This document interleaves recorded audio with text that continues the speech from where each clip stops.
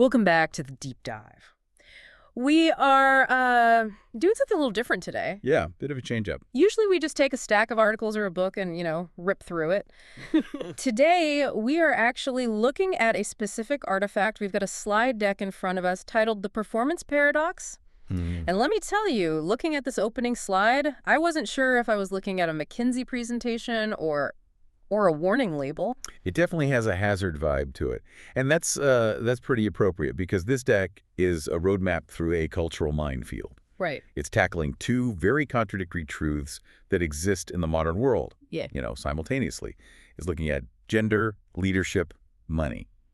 But not in the standard HR seminar way. No, this is definitely not your standard diversity training. So let's set the scene for you listening. Imagine we're on slide 1. It's this stark split screen image. On the left, you've got this gleaming modern glass skyscraper. It looks like it's just shooting straight up into the clouds. And then on the right, you have a classical marble pillar, like something from ancient Rome, but it's crumbling. It's cracking right down the middle. In that image, it just sets the stage perfectly for the central tension we're going to explore. Okay. That skyscraper. That represents corporate growth, financial returns, the whole business case for what some people call the feminine advantage. And the pillar. But that crumbling pillar, that represents the critique.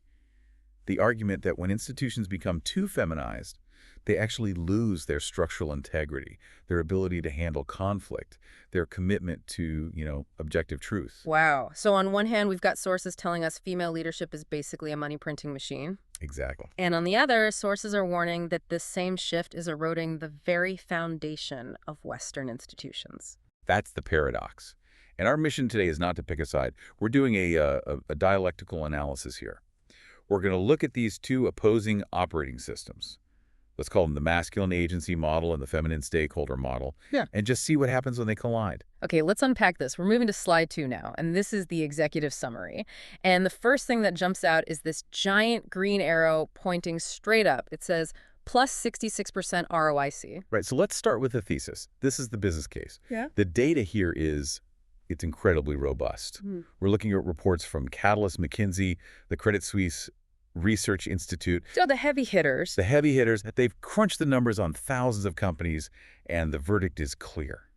Companies with diverse boards and high female representation in leadership, they don't just do okay, they significantly outperform their competitors. When you say significantly, that 66% figure, that's return on invested capital. Yeah. That's massive. It's huge. That is not a rounding error. No. And they also found a 42% higher return on equity. So if you are just a cold-hearted capitalist who only cares about the stock price, the data says you should be hiring more women. The argument here is that the old masculine way of running things, command and control, rigid hierarchy, is actually leaving money on the table. Which brings us right to slide 3. The slide asks why. And the visual here is interesting. On one side, you have a pyramid. That's the old way. And on the other, you have this network of connected dots. It looks almost like a constellation. This is all about power over versus power with.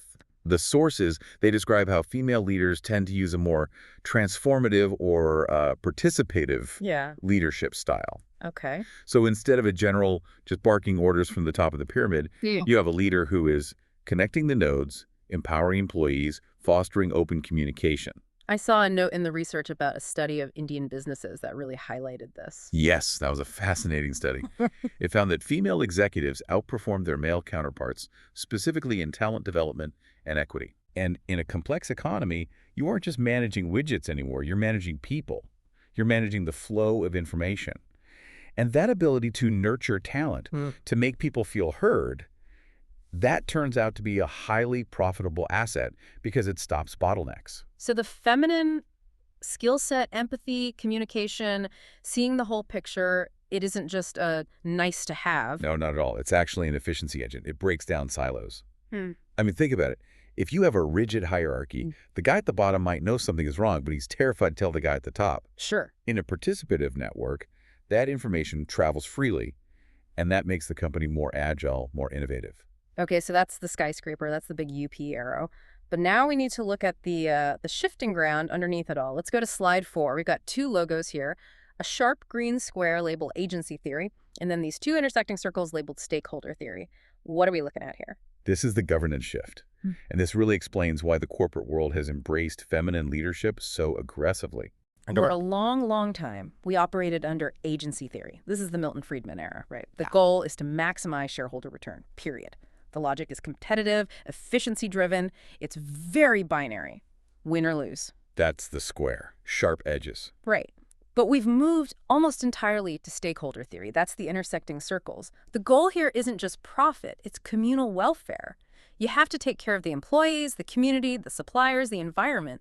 The logic becomes relational, holistic. And the connection here is that stakeholder theory just naturally favors that feminine operating system? Exactly. I mean, if your job is to maximize profit at all costs, you want a killer in charge, right? Yeah. You want someone disagreeable who can fire 5,000 people to save the stock price and sleep like a baby. Right. But if your job is to balance the needs of 10 different community groups and manage employee mental health and navigate PR, you need empathy. You need that holistic view. So the system itself has evolved to select for these feminine traits. Okay, so far, this all sounds great. We're making more money, everyone feels heard, the circles are intersecting. But now we get to slide 5, and the tone of this whole deck just changes here.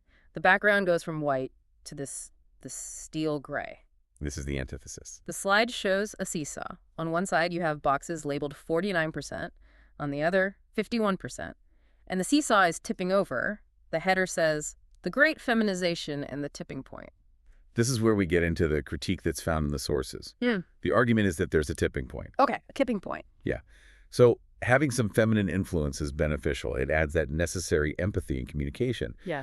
But the critics argue that once an institution crosses a certain threshold, once it becomes culturally dominated by that feminine ethos, the fundamental values of the institution, they flip. Flip from what to what? Well, look at the before and after on the slide. The before is competition, hierarchy, objective rationality, and the freedom to fail. And the after? The after is empathy, safety, social cohesion, and emotional validation. Those afterwards sound pretty nice, though. I mean, who doesn't want safety and validation? They are nice. Of course they are. They are. And that's why they are seductive.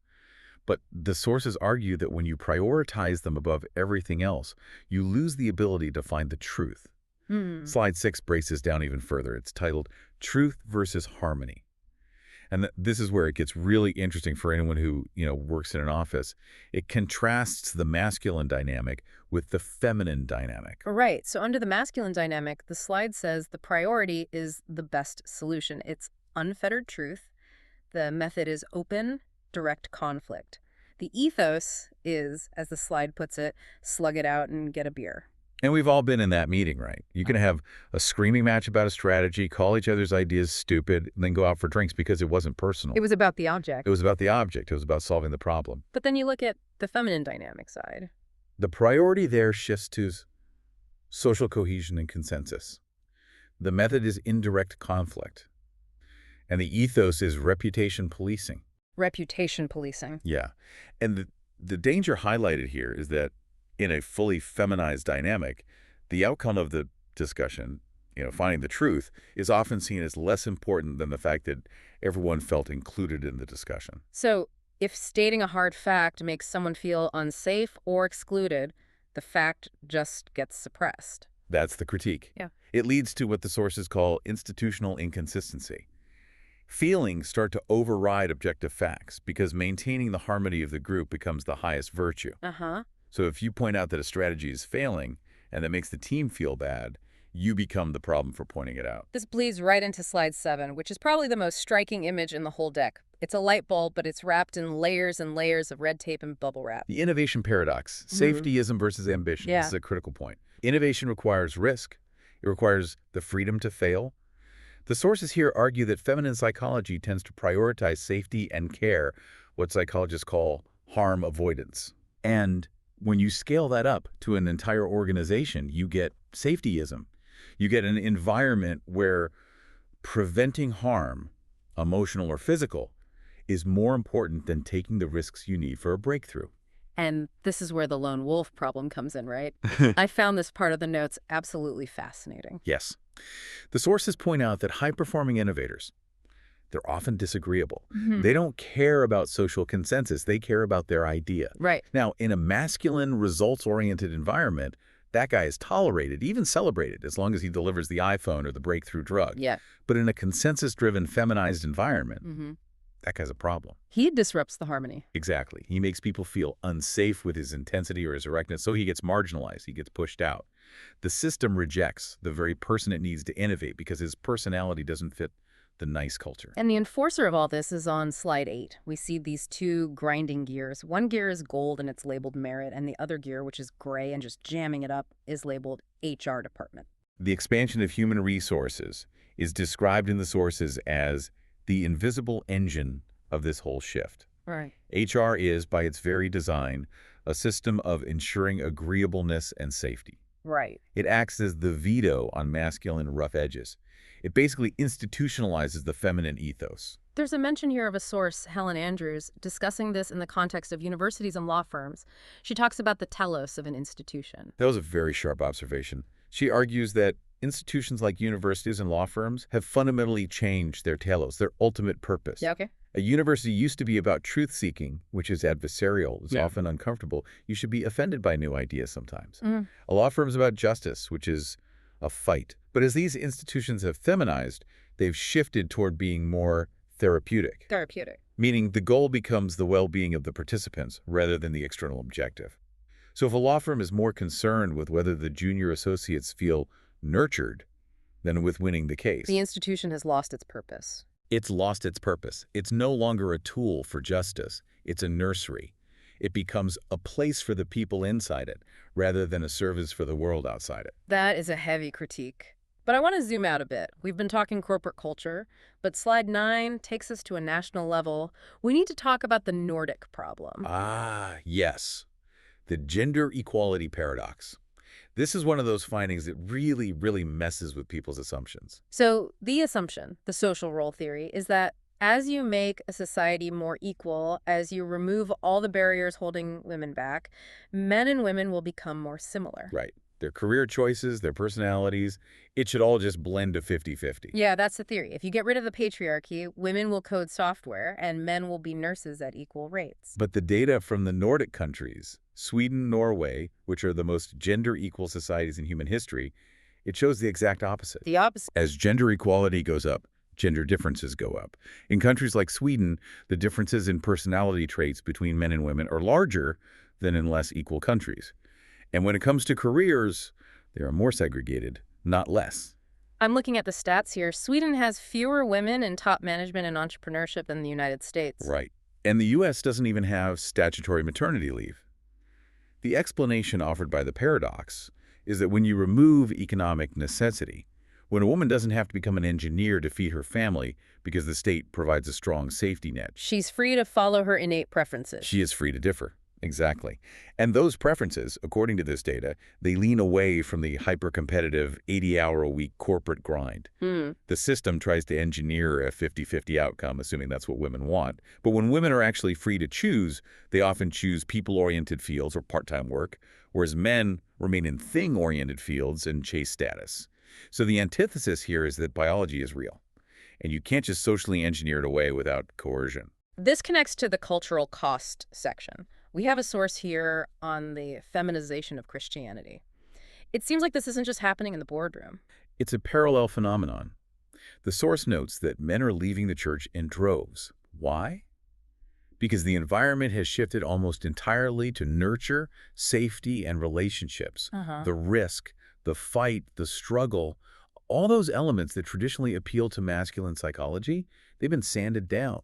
It's the Jesus's boyfriend versus the Jesus's warrior dynamic. In a way, if the institution doesn't offer a challenge or a call to adventure, but only offers comfort and safety, it loses the masculine demographic. And this brings us to the value conflict table on slide 9. This is really the philosophical core of the whole thing. It is. On the left, under masculine agency, we have justice, rules, objectivity, task-oriented, freedom to fail. And on the right, under feminine stakeholder, empathy, care, subjectivity, process-oriented, safety protection. And the crucial takeaway here is that these are trade-offs. You cannot maximize both columns at the same time. You cannot have perfect safety and perfect freedom. You can have total empathy and total objectivity. Right. If I'm prioritizing your feelings, which is empathy, I might have to bend the rules, which is justice. Exactly. And the critique we are exploring today is that our society has swung the pendulum so far toward that right column, towards safety and empathy, that we're losing the capacity for the left column. We're losing the ability to challenge bad ideas because challenging them is mean. We're losing the ability to innovate because innovation is risky. Which brings us to the final slide, slide 10. The image is a steel cable intertwined with a silk rope. It's titled The Performance Paradox. And here is where we have to hold two thoughts in our heads at once. This is the synthesis. Okay. Thought one, the financials. The financials say go feminine.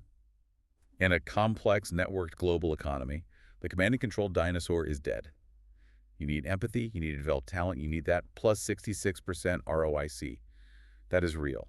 You can't run a modern company like a 1950s factory. And then thought two, the institutions.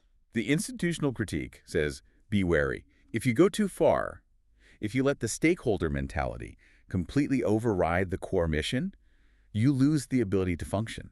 You become a therapy session instead of a business. You lose that swashbuckling spirit that built the skyscraper in the first place. So it's not about choosing one or the other, it's about the tension. It's about balance. But real balance, not just a quota. The danger identified in these sources is that we aren't balancing. We are tipping. We are tipping into a world where objective truth is subservient to emotional safety. And that makes us fragile. And that leads to the final provocative thought from our expert source. It's a quote that's been sticking with me since I read this deck. A society that cannot tolerate risk, conflict, or objective truth is a society that cannot survive in a competitive reality. That's the lingering question, isn't it? We might be more comfortable, we might be safer, we might even be more profitable in the short term, but are we resilient? That is the question. The invisible engine of gender is reshaping everything, and we need to decide if we are driving the engine or if the engine is driving us. For everyone listening, take a look around your own workplace this week. When the pressure is on, are you optimizing for truth or are you optimizing for harmony? And what is the cost of that choice? Thanks for diving in with us. We'll see you next time.